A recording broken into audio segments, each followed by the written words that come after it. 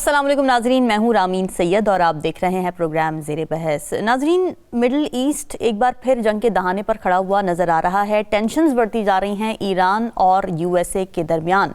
ख़बरें ये सामने आई कि यूएसए का एक जंगी जहाज़ है जिसे Abraham Lincoln USS Abraham Lincoln कहा जाता है, वो ईरान के करीब पानियों में तैनात कर दिया गया है और सदर डोनाल्ड ट्रंप भी मुसलसल इस तरह के बयानात देते जा रहे हैं कि कुछ बड़ी ताकतें हैं जो कि ईरान की जानिब बढ़ रही हैं और इस पर जो ईरान का रद्द-ए-अमल है वो भी सामने आ रहा है। उन्होंने भी कुछ बहरी मशकों का आगाज़ किया है और वो ये कह रहे हैं कि जी हम पहल नहीं करेंगे जंग शुरू करने में, कोई कार्रवाई हम नहीं करेंगे, लेकिन अगर हम पर जंग मुसल्लत की गई तो हम उसका जवाब देने की पूरी सलाहियत रखते हैं और जो मशक़ें की जा रही हैं उनकी जानिब से उसमें भी इसको अच्छे तरीके से डेमोन्स्ट्रेट किया जा रहा है।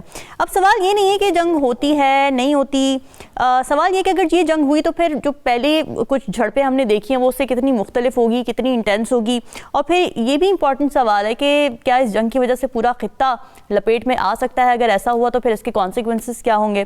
और फिर एक और बड़ा अहम सवाल यह है कि ईरान और अमेरिका आखिर एक दूसरे से चाहते क्या हैं, क्या कोई बीच की राह निकलती हुई नज़र आ रही है और वो क्या होगी बीच की राह, इसी पर बात करेंगे। प्रोग्राम के पहले हिस्से में मुझे ज्वाइन कर रहे हैं सीनियर तजियाकार नजमुल साकिब साहब, ज़फ़र हिलाली साहब और पीजे मीर साहब का बहुत शुक्रिया।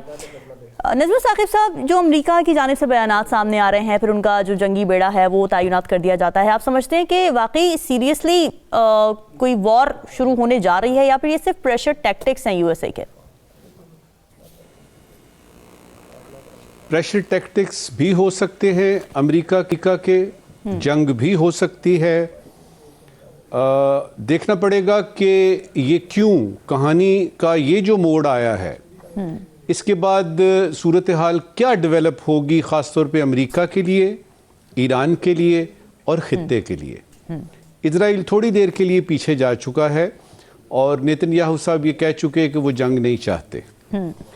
कहानी शुरू होती है जब हम सुना करते थे कि हिजबुल्लाह है और वो लेबनान में अपने कार्रवाइयाँ कर रहा है, हमास है तो वो गज़ा में और रफ़ा में है, उसके बाद हूतीज़ हैं तो वो यमन में हैं, और ईरान जो है वो बड़े तुम तराक के साथ जो है वो क्रेडिट लेता है और वो कहता है कि जी जो मशरक़ वस्ता है, मिडल ईस्ट जो है, उसमें कोई ऐसी बात नहीं हो सकती जो कि प्रो इज़राइल हो। ठीक है। फिर कहानी एक मोड़ लेती है और हमें पता लगता है कि ये कुछ 7 महीने पहले की बात है जब वो कहते हैं ना, when Israel and America calls a spade, और फिर B-2 बॉम्बर्स हैं और वो आते हैं और अमेरिका इसकी ईरान की जो न्यूक्लियर इंस्टॉलेशंस हैं उन पे हमला होता है और कुछ दिन ये रहता है ये सिलसिला, और उसमें ईरान जो है वो खासी प्रॉब्लम में आ जाता है। लेकिन 2-3 दिन के बाद पता लगता है कि ईरान ने कहा जी कि हमने तो वो सारी जो इम्पॉर्टेंट चीज़ें थी, यूरेनियम वगैरह, ये वो न्यूक्लियर हिसाब किताब, वो तो हमने पहले ही ट्रांसफ़र कर दिया था। तो यहाँ से शक पड़ता है अमेरिका को कि अभी तो कहानी पूरी नहीं हुई। फिर उसके बाद हमने हाल ही में देखा कि हंगामे शुरू हो जाते हैं, कोई रज़ा पहलवी नाम का बंदा वैसे ही आ जाता है कि जी ये तो रजीम चेंज हो रही है। फिर हम देखते हैं कि ईरानी रियाल जो है वो कार मुज़ल्लत में चला जाता है, मईशत बहुत ज़्यादा जो है वो ख़राब होती है, मुल्क में हंगामे होते हैं, लोग मरते हैं। ठीक है, अभी भी कहानी पूरी नहीं हुई, इसीलिए तो ये सारा कुछ है जो आपने सवाल किया है। अब ये है कि ईरान जो है वो तैयार है, वो कहता है जी कि मैं इस दफ़ा आपने किसी किस्म का भी हमला किया तो हम उसको जंग समझेंगे, और आपके जो पासदारान हैं, वो जो इनके रेवोल्यूशनरी गार्ड्स हैं, उनको हुक्म हो चुका है कि अब आपने जो करना है वो कर लें। इसका मतलब है कि सिचुएशन बहुत ज़्यादा संजीदा हो चुकी है। तुर्की में आज मुतवक्को है, तुर्की के वज़ीर ख़ारजा और ईरानी वज़ीर ख़ारजा जो हैं वो बात कर रहे हैं, कुछ दोस्त ममालिक भी वहाँ आसपास पाए जाएंगे कि ये किया जाए कि ये इस जंग को किस तरह से बचाया जा सकता है, इस जंग से कैसे बचा जा सकता है, क्योंकि फिर इस खित्ते तक तो रहेगी नहीं। Exactly. अब पाकिस्तान ने जो अपना मौक़िफ़ बताया, उसने ज़ाहिर है वो ये तो नहीं कह सकता था कि अमेरिका बहादुर आप बिल्कुल नहीं कर सकते ईरान पे हमला, ना ही वो ये कह सकते थे हम लोग कि हम ईरान के साथ हैं, तो हमने क्या क्या बयान दिया? हमने डिप्लोमेटिक बयान दिया कि हम यानी पाकिस्तान जो है इस खित्ते में नहीं चाहता कि ताकत का इस्तेमाल किया जाए। बड़े यानी लगे बंदे ठुके हुए जो है ना अल्फाज इस्तेमाल किए। इस वक्त की आखिरी बात जी, मकसद क्या है अमेरिका का? और वो पहले तो ढका छुपा था, अब तो खुल के सामने आ गया कि ईरान को तबाह बर्बाद कर देना है मुआशी तौर पे, और उसकी जो है ना रीढ़ की हड्डी जिसमें कि उसका न्यूक्लियर प्रोग्राम है। लिहाजा आपने देखा होगा ये जो आपने जिस यानी डोनाल्ड ट्रंप के मैसेज का जिक्र किया ना, जिसमें आर्माडा की बात हो रही है कि जी वहां से वो बेड़ा चल पड़ा है, ईरान के पानियों तक पहुंच रहा है और अब देखी जाएगी फलाना, उसके अंदर भी ये बात पता लगी। और कुछ देर पहले की बात है, आज ही के दिन, कि उसमें डोनाल्ड ट्रंप साहब ने कहा कि ये खतरा टल भी सकता है, हो सकता है कि जंग ना हो, क्योंकि ईरान हमसे बात करना चाहता है। तो हम चाहते हैं, ये बॉटम लाइन है, हम चाहते हैं वो टेबल पे आए और न्यूक्लियर के जो हिसाब किताब हैं उसके बारे में बात करें उस तरीके से और उस चीज की जो कि हम चाहते हैं। यहां पे आके बात खत्म होती है। अब इसका क्या होगा, 2-3 दिन इंतजार कीजिए। हमारे असेसमेंट ये कहती है कि जंग इस वक्त फिलहाल नहीं हो रही और ईरान को मजबूर किया जा रहा है कि वो टेबल पे आके बात करे। हिलाली साहब, यही सवाल कि अमेरिका ये कह रहा है कि एटमी प्रोग्राम पर डील समेत हमारे पास तमाम ऑप्शंस मौजूद हैं और अब फैसला ईरान के हाथों में, लेकिन वक्त भी वो कह रहे हैं कि जी बहुत कम है। तो आप समझते हैं कि सिफारतकारी से मुज़ाकरात की मेज पर आकर ये मामला टल सकता है? देखिए, अपने आप को सवाल पूछें कि अमेरिका क्या चाहता है। आप चाहता है कि वो फोरगो करें न्यूक्लियर थिंग, तो उन्होंने ऑलरेडी अनाउंस किया है बगैर पूछे। खोमेनी में आयतुल्लाह ने तो कह दिया था ना कि it is the work of the devil, right. तो वो उसने तो उसका आप छोड़ दें। फिर उन्होंने किस चीज पे एग्री किया? उन्होंने एग्री किया JCPOA। दुनिया के सामने एक एग्रीमेंट साइन हुई, दुनिया के सामने IAEA के इंस्पेक्टर्स को permanent presence and 24/7 access to every single nuclear enrichment plant in Iran. Right.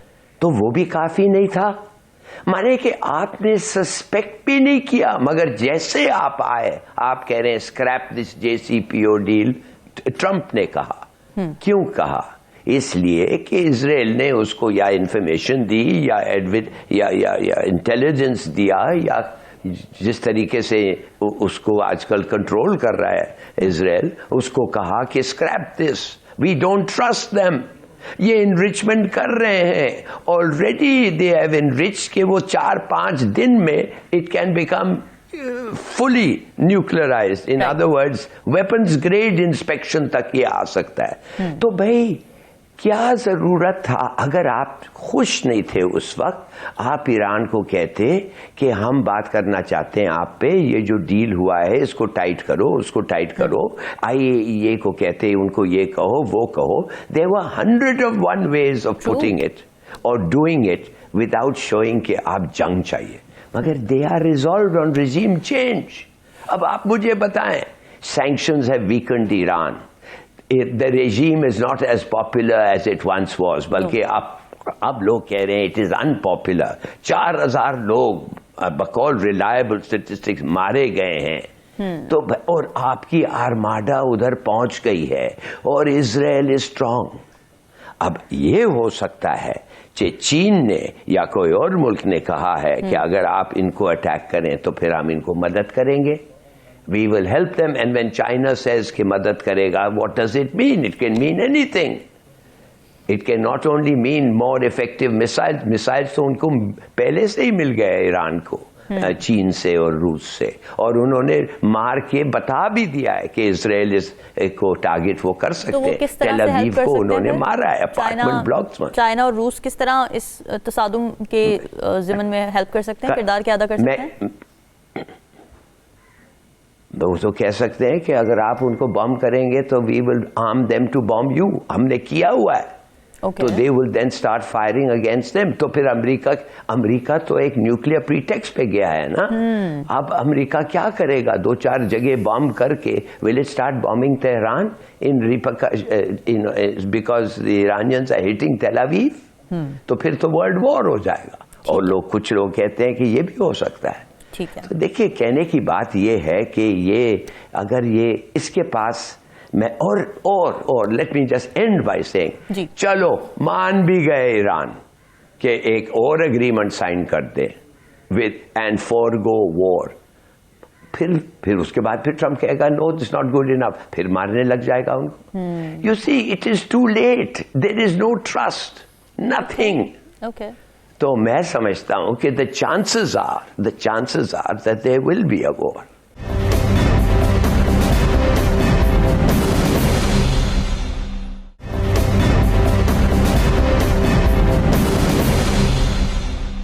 पीजे मीर साहब, आपको क्या लगता है ट्रस्ट डेफिसिट क्या इतना बढ़ चुका है कि अब मुज़ाकरात की मेज पर बैठा नहीं जा सकता, उसका कोई फायदा नहीं होगा, कोई भी एक दूसरे को मुतमईन नहीं कर पाएगा? अमेरिकन जो है इनकी फॉरेन पॉलिसी क्या है, फॉरेन मिलिट्री पॉलिसी क्या है इनकी, जो इस वक्त आप कह लो कि जितनी इनकी डिप्लॉयमेंट है 5-6 मुल्कों के अंदर है, कुवैत हो गया, Saudi Arabia, Oman, Qatar, Egypt, ये मेजर डिप्लॉयमेंट्स है वहां। अच्छा जी, ये उसके साथ साथ 7 जंगों के अंदर ये मुलव्वस है, जिसके अंदर सोमालिया, सीरिया और ऑफ कोर्स यमन, उसके अंदर ये फंसा हुआ है। अब ईरान की तरफ जा रहा है। अब आप इनकी फौज देख लो, इनकी टोटल फौज कितनी है? अब approximately about 1.34 to 36 million. In comparison अगर आप चाइना कहते हैं दैट इज ओवर 2 मिलियन। अब ये तो एक रफ है।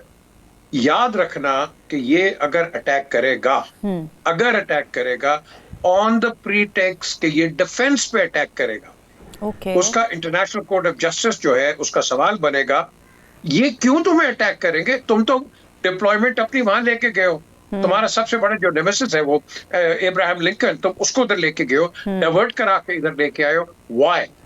तुम डिफेंस के लिए गए हो या अटैक के लिए गए हो? This will be the major question. अब अगर आप देखें हिस्ट्री में, फ्रॉम 1789 अमेरिका ने 10 मुल्कों के ऊपर हमला किया हुआ है with the accent of Congress. क्या ये जो हमला करेगा, will the Congress give him the assent? I don't know. लेकिन इसके पास वो पावर है, इसके पास वो प्रेसिडेंशियल पावर है कि for the defence of the United states के कोई अटैक हो रहा है, ये कर सकता है, ये उस बेसिस पे कर सकता है।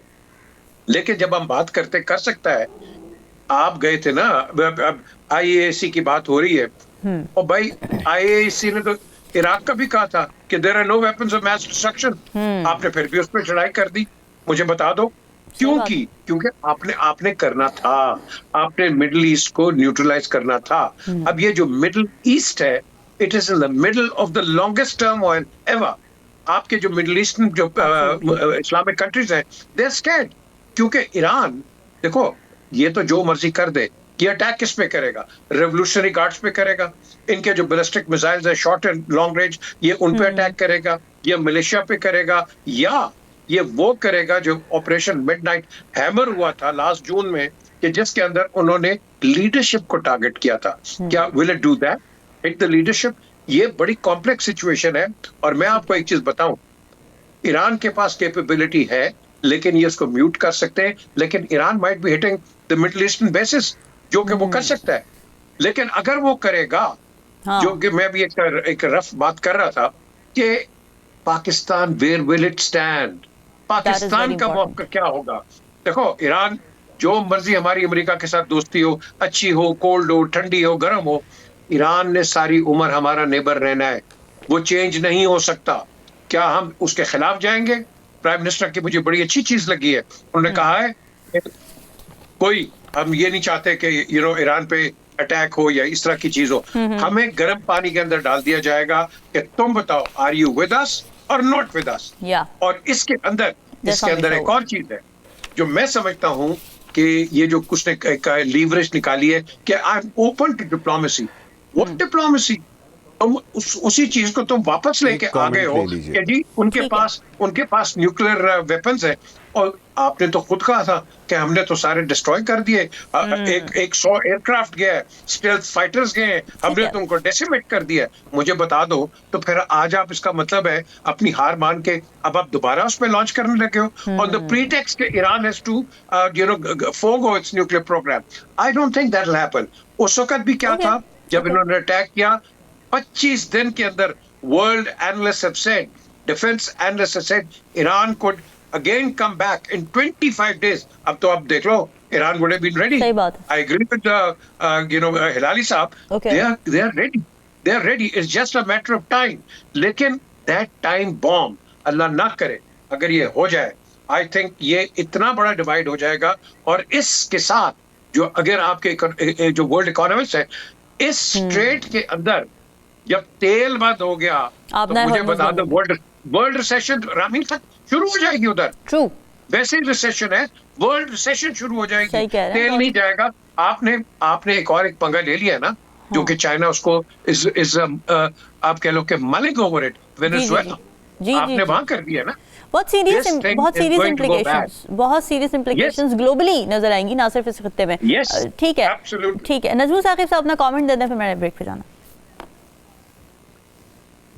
देखिए, वो लोग जो ये कहते हैं कि पाकिस्तान को बोर्ड ऑफ पीस का हिस्सा नहीं होना चाहिए था और पाकिस्तान ने जल्दबाजी की है, इसमें अपने एक फाउंडिंग मेंबर के तौर पे आया है, और ये है कि फ़लस्तीनियों के हक़ में नहीं है, हमास के हक़ में नहीं है, और इतना अमेरिका नवाज़ होने की ज़रूरत क्या थी।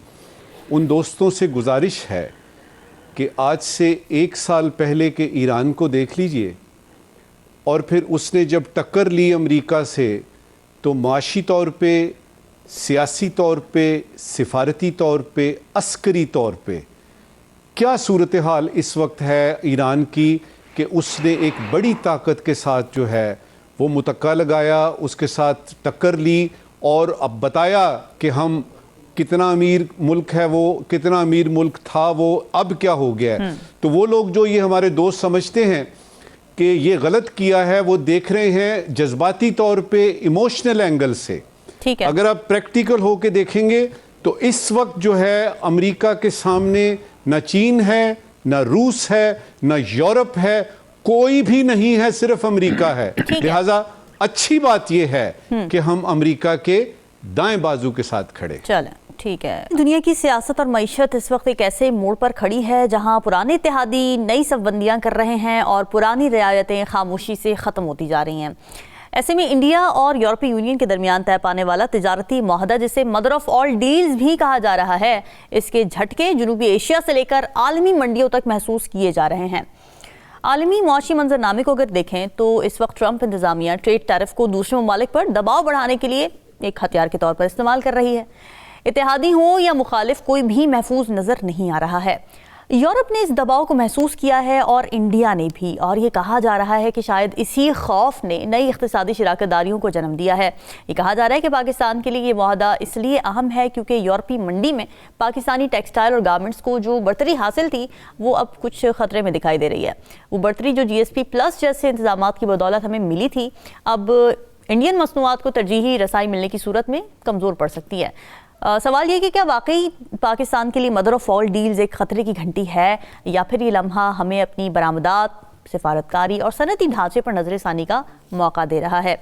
हिलाली साहब, क्या वाकई इंडिया और यूरोपीय यूनियन के दरमियान जो ट्रेड डील हुई है उसके पाकिस्तान की मईशत पर असरात पड़ेंगे? हाँ जी, पढ़ेंगे, और इसलिए पढ़ेंगे कि स्टेटिस्टिकली लगता ऐसा है कि ज़रूर पढ़ेंगे।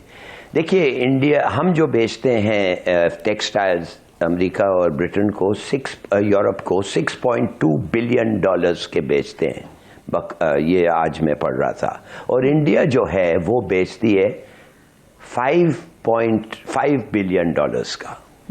5.2, सॉरी, हम बेचते हैं 6.2 और वो बेचते हैं 5.2। अब आप सोचिए तो सही रामीन कि ये इंडिया बेच रहा है 1 बिलियन लेस देन पाकिस्तान, हालांकि उनके एक्सपोर्ट्स पे 12% ड्यूटी है। इवन दो उनके एक्सपोर्ट्स पे 12% ड्यूटी है, फिर वो सिर्फ 1 बिलियन कम है हमारे से, और हमारा जो फिगर है 6.2 बिलियन वो ड्यूटी फ्री है। That is under the GSP plus scheme. तो मेरे ख्याल में कि अगर इंडिया अभी उसका वो 12% ड्यूटी निकाल रहे हैं, तो फिर जाहिर है naturally logically it's export should go up. अब इट डिपेंड्स को कौन से आइटम्स हैं, क्या है, कितना है, लोकल एडवांटेज पाकिस्तान को क्या है क्या नहीं है। मगर एक चीज तो उनके टेक्सटाइल इंडस्ट्रीज वालों ने कह दिया है, और बार बार उन्होंने कहा है कि खुदा के लिए जो बिजली के प्राइसेस हैं पाकिस्तान में, जो पानी के प्राइसेस हैं, जो रेगुलेटरी चीज़ें हैं जो हमें करना पड़ता है, वो इतना टाइम कंज्यूमिंग और इतना एक्सपेंसिव है कि हम नहीं compete कर सकेंगे। ठीक है, कोशिश करेंगे, दे विल कंटिन्यू, मगर ये जब एडवांटेज चले जाएगा तो नेचुरली हमारा जो एक्सपोर्ट्स विल फॉल। अब किस हद तक I don't know, but to certain extent they will fall. मगर इस इंडिया EU एग्रीमेंट में और भी बड़े चीजें हैं।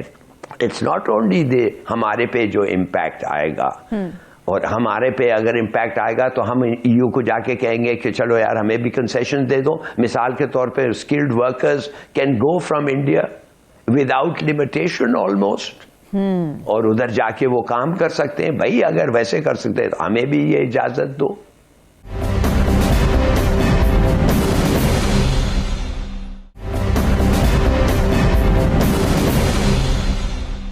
मीर साहब, जियो पॉलिटिक्स और जियो इकोनॉमिक्स एक रेस है और कंपटीशन बहुत ज़्यादा है।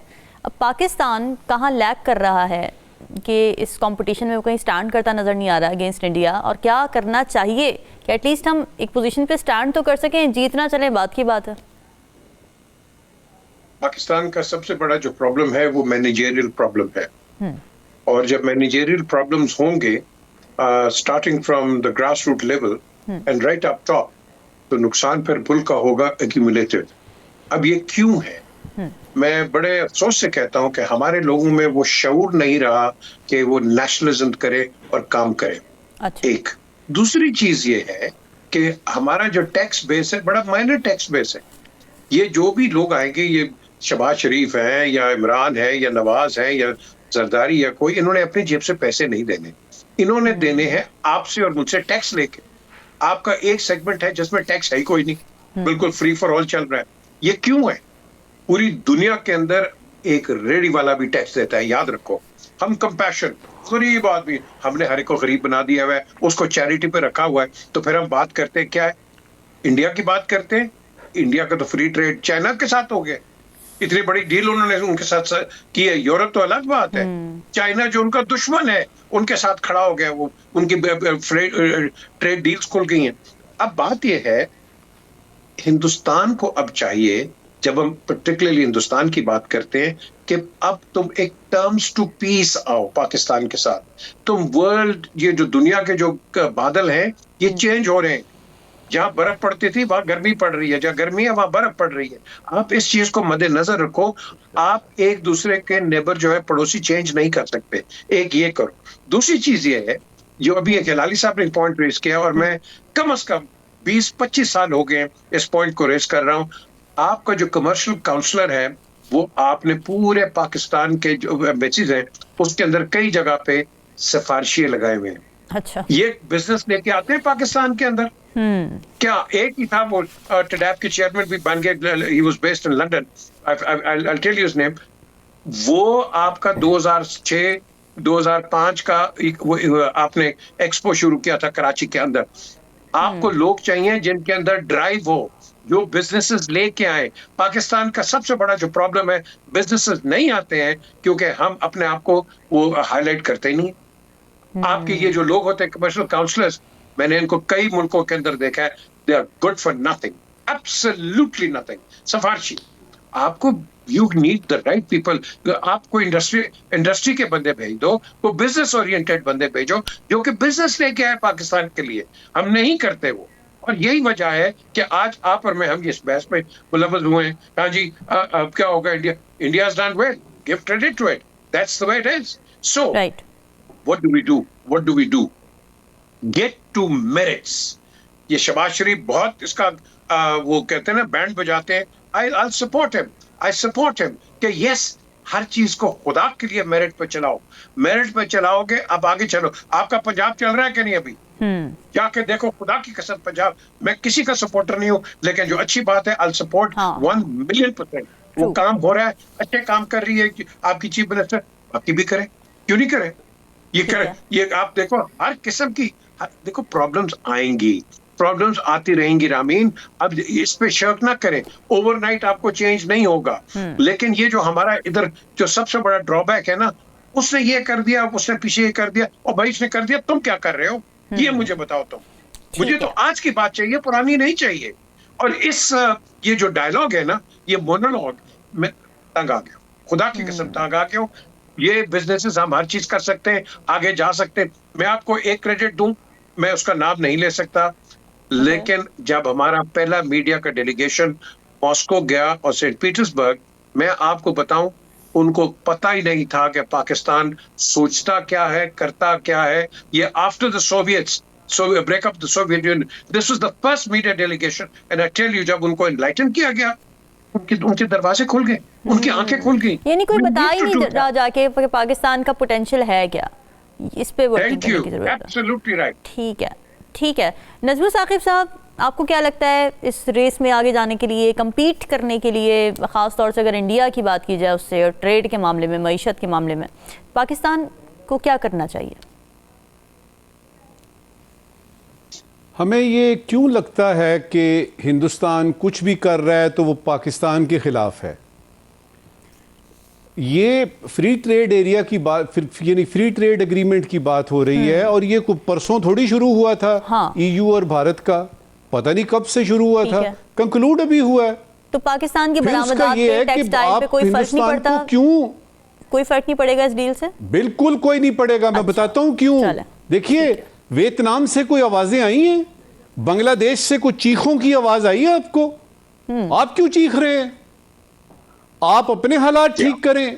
27 कन्वेंशंस हैं जीएसपी प्लस के, मर के जो है वो उस पर, यानी आप ये करते हैं अमल, और जब उसको रिन्यू करने की बारी आती है आप अचानक अच्छे बच्चे बन जाते हैं। देखें, आपको जब प्यास लगती है ना, आप उस वक्त कुआं खोदते हैं, आपको पता है प्यास लगेगी। अब देखिए, आज एक अच्छी बात हुई है, आज प्राइम मिनिस्टर शहबाज शरीफ साहब ने एक लंबी तकरीर की है, एक तकरीब हुई है जिसमें उन्होंने एक्सपोर्टर्स को जो है वो इनामात दिए हैं। वो इतनी जल्दी में इनामात दिए हैं कि उन्होंने देखा है कि वो सिर्फ शीशा ही था, उस पर ना कुछ लिखा हुआ नजर आया, ना कोई, ऐसे ही पकड़ के ना बल्क में। अच्छी बात यह है कि 4 रुपए शायद 4 पैसे फी यूनिट इंडस्ट्री के लिए बिजली के निर्ख कम हो गए हैं। अच्छा, ये है, ये करना चाहिए। आप अपना ईज ऑफ बिजनेस जब देंगे अपने एक्सपोर्टर को, इस तरह के इकदाम कीजिए। वो इंडिया को होगा, इंडिया का फलाना, और क्या इंडिया का, अब पता जो चल गया कि वो दुश्मन है। अब इंडिया क्यों कर रहा है? सीधा सीधा सही है कि अमेरिका ने जो है वो झंडी करा दी है। अब उसका और ईयू का, वो जो 25-26 ममालिक हैं ईयू के, उनका ऑब्जेक्टिव एक है, क्योंकि एक झंडी अमेरिका ने ईयू को भी कराई हुई है। ठीक है। इसमें कई किस्म के लेटेंट छुपे हुए पैगामात भी हैं जो इंडिया भी दे रहा है अमेरिका को, और जो ईयू भी दे रहा है। हम उसमें लगे हुए हैं कि देखें जी, वो इंडिया को मिलेगा एडवांटेज। कैसे मिलेगा? तो टेक्सटाइल की और गारमेंट्स की जहां तक बात है, आपकी बड़ी मजबूत इंडस्ट्री है, ये आपकी एक्सपोर्ट्स की रीढ़ की हड्डी है। आपने 4 रुपए आज कम किए ना, आप और भी इकदाम लीजिए। सिर्फ बिजली कम करने से तो नहीं है, हर एक्सपोर्टर को छतरी देना और उसको बताएं कि हम मौजूद हैं। और आखिरी बात इस वक्त की, सारी बातें प्राइम मिनिस्टर ने की, लेकिन उन्होंने ताजरों से टैक्स लेने की बात नहीं की, जिससे मुझे ये पता लगा कि वो अपीजमेंट की एक तकरीर थी। उन्होंने ताजरों को और एक्सपोर्टर्स को जो है उनको खुश करना था, और उन्होंने एक इनाम दिया जो कि ब्रेकिंग न्यूज निकली कि 4 रुपए बिजली कम हुई। बाकी उस वक्त आप खोदते हैं जब आपको जो है वो प्यास लगी हुई हो। ईज ऑफ बिजनेस करेंगे। आपने SIFC भी खोला हुआ है, और ये खाली ट्रेड थोड़ी है। GSP प्लस पे आप इतने ज्यादा खुश होते हैं, पहले देखें तो सही कि GSP प्लस मिलता किन मुल्कों को है, जो बहुत, यानी LCD जो होते हैं वो, यानी बहुत ज़्यादा गरीब तरीन मुल्कों को मिलता है, हम उसमें खुश हैं। एक्सपोर्ट, जब आप ग्रोथ की बात करते हैं जी, ग्रोथ लेड होनी चाहिए आपकी फलानी, एक्सपोर्ट लेड ग्रोथ होनी चाहिए, ये तो बड़ी अच्छी बात है। होगी कैसे, इसका किसी को कुछ नहीं पता। तो मेरे ख्याल में इस वक्त ये कहना कि जी फॉरेन ऑफिस में यूरोपियन यूनियन और जीएसपी प्लस के लिए 6 अफसर लगा दिए जाएं सबसे अच्छे, इस वक्त कोई फर्क नहीं पड़ेगा। या कमर्शियल जो आपके सेक्रेटरीज और कमर्शियल काउंसलर्स हैं जो मुख्तलिफ एम्बेसियों में जाते हैं, जो कि रुका हुआ है सिलसिला, ठीक है, बहुत सारे कमर्शियल काउंसलर्स, बहुत सारे कमर्शियल सेक्रेटरीज इस वक्त घरों में बैठे तहज्जुद की नमाज पढ़ के दुआएं मांग रहे हैं कि हमारी बारी आए, हमें कहा जाए कि जाएं, उनको रोका हुआ आपने। फिर ईयू का बाकायदा तौर पे एक डिवीजन खोलिए फॉरेन ऑफिस में, पूरे का पूरा डिवीजन हो, 15-20 अफसर उसमें हो, और फिर उसके बाद 2 साल उनको दे। ये अचानक कुछ नहीं होगा। तो सबसे पहली बात और आखिरी बात, अच्छा हुआ कि गवर्नमेंट ने इस इकदाम से, कि इंडिया ने ये इकदाम किया, टेक्सटाइल और गारमेंट्स मुसीबत में पड़ी और 4 रुपए प्लस जो है वो आपकी फी यूनिट इंडस्ट्री को बिजली कम हुई है। यहां से इब्तिदा करें, लेकिन यहां पे रुकना नहीं है। ठीक है जी, मीर साहब आप क्या कहना चाह रहे हैं? जो 2 बातें की है रजमू साकिब साहब ने, हम पाकिस्तान में रोते हैं, बिल्कुल सही कहते हैं वो, हम पाकिस्तान में रोते हैं हिंदुस्तान ने ये कर दिया, उसने ये कर दिया, और भाई उसने कर दिया, उसको करने दो। हम क्यों इंडिया सेंट्रिक होते हैं? बात तो वही है कि आप क्या कर रहे हो, दूसरे को मारो। हाँ। आप क्या कर रहे हो? जंग अपनी जगह पे, हर चीज अपनी जगह पे। ट्रेड इतनी बड़ी क्यों नहीं है, आपकी इकोनॉमी इतनी बड़ी क्यों नहीं है कि आपकी तरफ आए डील्स? बिल्कुल। और जो मेन चीज है, एक चीज में I want to bring it to notice, ये जो जीएसपी प्लस की बात कर रहे हैं, जीएसपी जब इसको लाया कौन है? ये हुकूमतें क्रेडिट लेके गई हैं, इसको सिर्फ एक आदमी लेके आया है, चौधरी मोहम्मद सरवर। ये इसको जीएसपी को पाकिस्तान में लेके आया। मुझे पता है यूरोपियन यूनियन में किस तरह ये पाकिस्तान का केस लड़ता रहा है, मुझे पता है, उसको किसी ने क्रेडिट ही नहीं दिया। ये भी, और पाकिस्तान को तुम उधर लेके आए हो, तुम and you don't even recognise him. That is the sad bit. इसलिए मैं कहता हूं, खुदा के लिए मेरिट को मेरिट रहने दो, इसमें पाकिस्तान का फायदा है। अल्लाह सबको लंबी जिंदगियां दे, लेकिन इनके सेल बाय डेट पूरे हो रहे हैं। तो प्लीज लीव अ लेगेसी कि आगे हम जाएं और एक फ्लरिशिंग पाकिस्तान देखें। ठीक है नाजरीन, डिस्कशन का सिलसिला जारी है, वापस आएंगे, बात स्टे विद अस।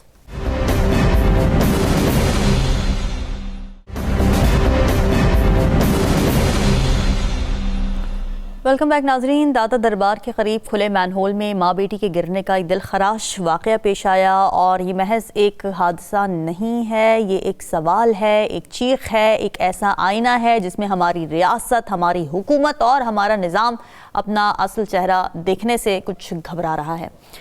पाकिस्तान का दिल है। लाहौर में भाटी गेट के करीब एक माँ और उसकी मासूम बेटी खुले मैनहोल में गिर जाती हैं। वो मदद मांगती रहीं, वो डूबती रहीं, और निज़ाम इस बात की ही तरदीद करता रहा कि ये हुआ है।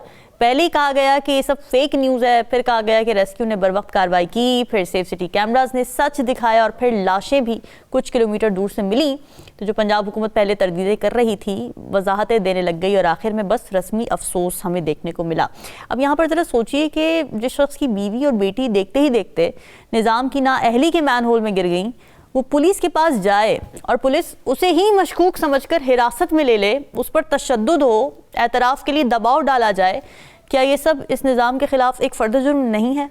कल तक वज़ीर इत्तलात अज़मा बुखारी साहिबा कराची और पेशावर पर तनकीद कर रही थी, बनती भी है तनकीद, लेकिन गटर के ढक्कन लगाने पर जो मजाक उड़ाया जा रहा था, वही सानेहा जब लाहौर में हो जाता है तो उसे झूठ करार दे दिया जाता है।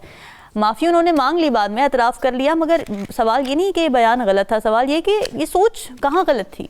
वज़ीर आला पंजाब ये कहती हैं कि ये जुर्म है, शर्मिंदगी है, अच्छी बात है, बहुत हम इस चीज़ को अप्रिशिएट करेंगे कि वज़ीर आला पंजाब ने बग़ैर डिफेंसिव हुए ये बात की, एक्नॉलेज किया, कार्रवाई की। लेकिन फिर सवाल ये कि क्या सिर्फ शर्मिंदा हो जाना काफ़ी है? क्या माफ़ी से वो माँ और बच्ची वापस आ जाएंगी? क्या बयानात बदलने से निज़ाम बदल जाएगा? हिलारी साहब, एक चीज़ जो मैंने देखी, और क्योंकि हम ज़ाहिर टीवी पे ये वाक़यात हो रहे हैं अनफॉर्चुनेटली, हम जब कराची में हो रहा था तो हमने पीपल्स पार्टी का रिएक्शन इस पे देखा। वो डिफेंसिव हो जाते हैं, वो कहते हैं हम जी हर एक के पीछे डंडा लेके नहीं जा सकते, जबकि उनका काम ही है। बट जब लाहौर में ऐसा वाक़या होता है, अनफॉर्चुनेट वाक़या, नहीं होना चाहिए था, मगर जिस तरह से यहाँ पर हुकूमत ने उसे ओन किया है और उसके ऊपर शर्मिंदगी का इजहार किया है, माफ़ी मांगी, ये थोड़ा सा डिफरेंट हमें लगा है पीपल्स पार्टी के रवैये से। आप क्या कहेंगे? देखिए, मैं तो समझता हूँ inefficiency and as a result of inefficiency negligence leading to manslaughter, ये तो उम्र कैद है कम से कम किसी सिविलाइज्ड कंट्री में।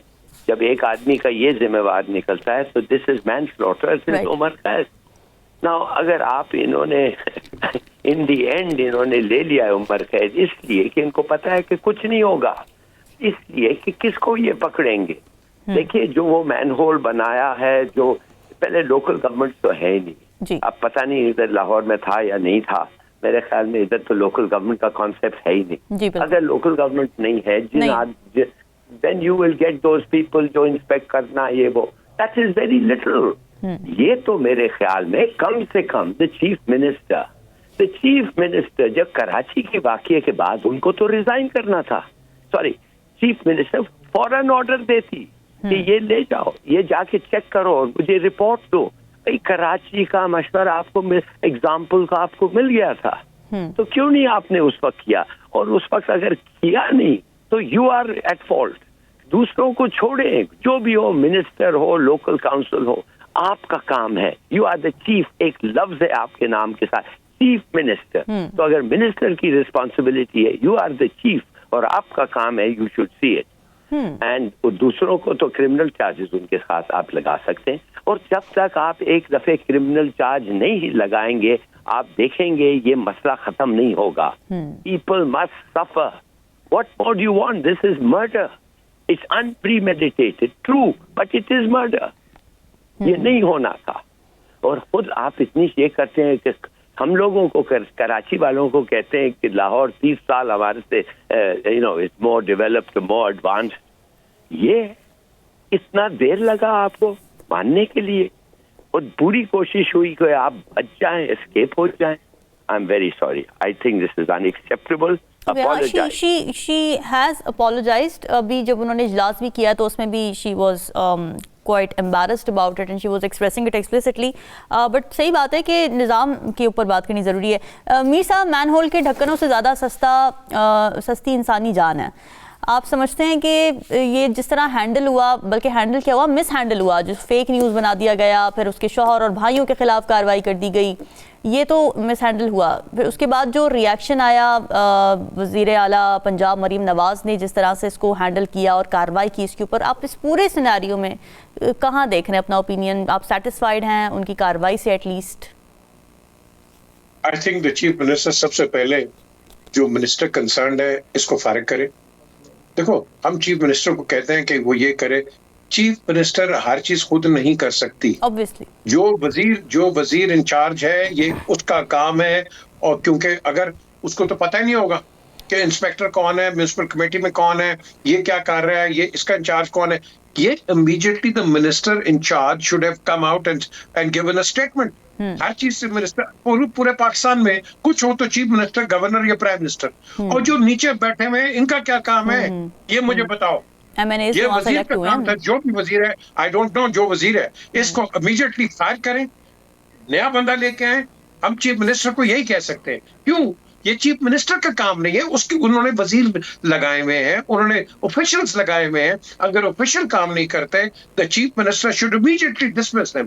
That is how you run governments. Now ये जो मिनिस्टर है, इसने इंक्वायरी को की है, हर चीज चीफ मिनिस्टर कर रही है, तो फिर आप किस चीज के मिनिस्टर हो? क्या झंडा लगा के फिरने के मिनिस्टर हो? No, you have failed in your duty and the chief minister should immediately take her or him, whoever it is। दूसरी चीज, ये जो बैठ के यहाँ कराची को तनकीद बनाते हैं, आप कभी भी जो आप गलत काम कर रहे हो उसको डिफेंड ना करो, क्योंकि आप अपने ही चीफ मिनिस्टर को लेट डाउन कर रहे हो, आप उसको झूठ बना रहे हो। सो इसको मैं समझता हूँ कि ये करना चाहिए। अब मैनहोल एक इंस्पेक्टर होता है जो कि चेक करता है पूरे लाहौर शहर के अंदर, उसके नीचे और अमला होता है, वो आपको रिपोर्ट देता है, हाँ जी ये मैनहोल खराब है, ये ठीक नहीं है। कोई बात है? आपको पता है कि लाहौर के अंदर अस्पताल गंदे गंदे नालों के ऊपर है, और वहां आप ट्रीटमेंट दे रहे हैं, वहां आप लोगों को आईसीयू में लेके जाएंगे, वहां आपका कोई कंटेमिनेशन का आपको प्रिवेंशन है? नो। ठीक है। नाले गंदे, गंदा पानी, मैं बार बार कह के थक गया हूँ, गंदा पानी फ्रॉम इंडिया रोही से आता है, रोही नाला जिसको हम कहते हैं, वो आपका हडियारा ड्रेन में जाके, रंगी में जाके वहां फसलें खाते हैं हम। कल आपका एपिडेमिक होगा, कौन इसका चार्ज है? किसी ने बात की है इसके ऊपर? कोई बात नहीं करता। यही चीज रावलपिंडी के अंदर है, वो लई नाला आता है, स्वां के अंदर, साफ पानी के अंदर जाके आर्सेनिक का पानी बन जाता है, वो भी खेतों के अंदर जाता है। कराची के अंदर लियारी जो गंदा पानी पूरे कराची का आता है, समुद्र के अंदर जाता है अनट्रीटेड। मुझे बताओ एपिडेमिक क्या है? मछली देखिए कराची की, आर्सेनिक है उसके अंदर, मर्करी है उसके अंदर, सही बात। आप खा रहे हो। सो द थिंग इज, ये हम उस वक्त बात करेंगे जब हादसे होंगे रामीन, आपके सवाल उस वक्त आएंगे। ये हमें इसको प्रीएम्प्ट करना है, हमने इन सवालों को पहले लेके आना है, ताकि जो भूल भी जाता है उसको रिमाइंड करा दो। रिमाइंड में आपको एक और करा देता हूँ, ये अभी ये फ्लड आने वाले हैं, मुझे बता दे कितने रिजर्वायर बन गए, कम से कम बता दो। मुझे पता है काम हो रहा है, मुझे पता है चीफ मिनिस्टर काम कर रही है, लेकिन प्लीज लोगों को बता दे, लोगों को बताएं ताकि लोग मेंटली तैयार हो। हम हैं lastminute.com, ये lastminute.com नहीं चलेगा भाई, नहीं है टाइम हमारे पास, लोग मर रहे हैं। अभी आपने एक औरत का जिक्र किया है, सोचो कि उसकी मौत एक मैन होल के अंदर आई है यार, सोचो यार इतनी बड़ी नेग्लिजेंस है। आपको पता है बाहर के मुल्क के अंदर फुटपाथ पे आपको टिब्बी लगती है ना, आप काउंसिल को सू कर सकते हो। ये मैं आपको बता रहा हूँ, टिब्बी लगती है, आप उसको सू कर सकते हो कि ये जो ईंट है वो सही नहीं लगी हुई। हाँ, ये है राइट्स कहाँ मिले पाकिस्तानियों की जिंदगी की कोई वैल्यू नहीं है, यही प्रॉब्लम है। अब देखिए ना नजबू साकिब साहब, यहाँ पे पुलिस के पास जाने से लोग क्यों घबराते हैं? इसीलिए घबराते हैं कि वो आप पर ही शक करेंगे, आप पर ही तशद्दुद करेंगे, आप पर ही दबाव डालेंगे कि जी आप एतराफ़ करें इन चीज़ों का जो आपने किया ही नहीं, और वहाँ पर एक ज़िंदगी चली गई, 2 ज़िंदगियाँ चली गई। कैसे देख रहे हैं आप सारी सिचुएशन को? क्रेडिट दूंगा सोशल मीडिया को और इलेक्ट्रॉनिक मीडिया को, क्योंकि ये मैनहोल में गिरने वाले वाक़यात पहले भी पेश आते थे, पता नहीं चलता था, ठीक है, पता चलता है। क्रेडिट दूंगा चीफ मिनिस्टर साहिबा को पंजाब की कि उन्होंने बाकायदा तौर पे दरबार सजाया और टेलीविज़न ने लाइव बताया कि उन्होंने किस तरह से इसकी तहकीकात की और उसके बाद सज़ाएं सुनाने की बात की। वालिद ने, जो बच्ची का वालिद है, उसने कहा है कि मैं मुकदमा करूँगा जी। वो बेचारा क्या कर लेगा, बीवी चली गई, बिटिया चली गई, अब मुकदमा करके उसको जलीलो ख़ार होगा वो। तो मेरे ख्याल में 2-3 काम कर लेने चाहिए। पहला ये है कि कम से कम 2 करोड़ रुपया कम से कम चीफ मिनिस्टर साहिबा इनको बुलाएं और इनसे माफ़ी मांगें हाथ जोड़ के, और इनसे कहें जी कि मैं जिम्मेदारी लेती हूँ, अपने तमाम जितने भी नीचे लोग हैं, आपकी बेगम और बिटिया को वापस नहीं ला सकती। फीडबैक ज़रूर दीजिएगा, हमें दीजिए इजाज़त, अल्लाह हाफ़िज़।